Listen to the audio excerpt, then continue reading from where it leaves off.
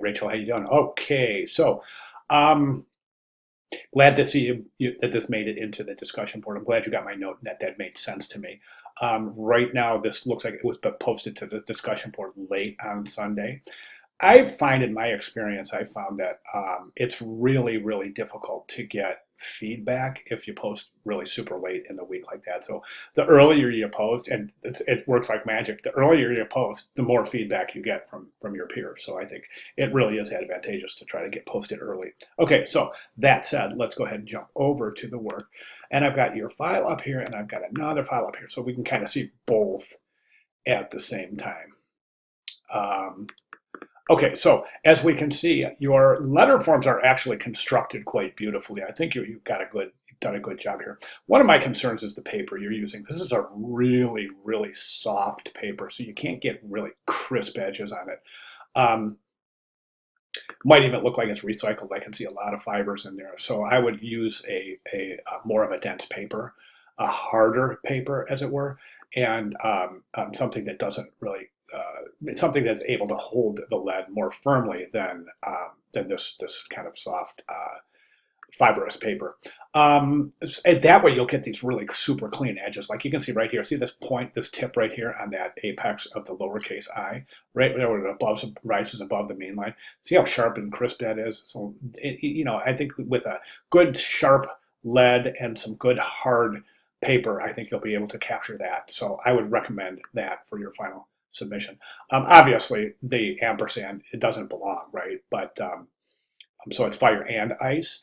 So I think that basically, as I was doing, your letter construction is pretty good. Watch the variable stroke widths. Okay, so for example, the axis is defined by the variable stroke width. So as we can see, this diagonal axis here on the lowercase c, lowercase e, are indicated by the thin stroke on that angle as compared to the thick stroke down here. So you want to watch those variable weight strokes in your letter forms. You've got the baseline set, but the mean line and cap lines aren't set, and that's important because they need to be there. That's relevant because the baseline and the mean line will indicate where you have overshoot based on the curved letter forms. You're not indicating overshoot in the baseline. You want to. As you can see right here, there's my baseline place, and you can see all the rounded letter forms creep a little bit below that baseline and a little bit above the mean line. That's called overshoot, and that's an optical relationship that is covered in week 2 lecture. So be sure you accommodate for overshoot both on the baseline and the mean line. Note I didn't say cap line because there is no, well, actually technically there is overshoot on the cap line. I'll show you that in a second, but there are no curved letter forms, and the overshoot that I'm about to mention in a cap line isn't technically overshoot. It's just the apex rising above. It's another optical relationship, and I'm talking about this area right here. The serif in the vertical stroke, vertical stem for the lowercase d. See the serif, how that rises above the cap line? So we want to depict that. There's a couple of areas that rise above the mean line too in terms of serifs, not necessarily overshoot with the curved letter forms, but right here, and right here all rise above that mean line. So you want to depict that in your final iteration. Again, we've got some serifs that rise below, that fall below, specifically the serif on the vertical stem for the lowercase d. See how that falls below the baseline? Okay, so you want to definitely indicate that in your final iteration. And then over here we have letter spacing. I think you're too loose all the way around.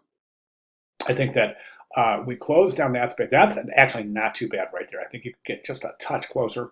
But note how high the I is, the tittle. That's called the tittle. The dot on the I is called the tittle. Note how you're rising above the cap F with your I, but the I doesn't even reach the cap line. So you definitely want to adjust that. Like I said, as far as spacing goes, looking pretty good here. That's a little bit loose. You want to tighten that down a little bit. That definitely needs to be tightened down a little bit. The space between the cap I and the lowercase c, close that a little bit, and then close that down a little bit. You can use this for reference. The word spacing, even though you have an ampersand instead of the word and, is actually perfect. It actually might be a little bit too wide on this side, and that is based on an optical illusion, or AKA optical relationship, This should be closed down a little bit more because this space right here, because it appears this is less than this, and I'm sorry, greater than this. And the reason is because of this open space right here adds to the illusion that that space right there is greater than that space right there. So to accommodate for that illusion, we'll just close that space down a little bit. All right, so those are my recommendations moving forward. If you have any questions at all, please let me know, and I'll be glad to make any needed clarifications. Okay, good job. Thank you very much.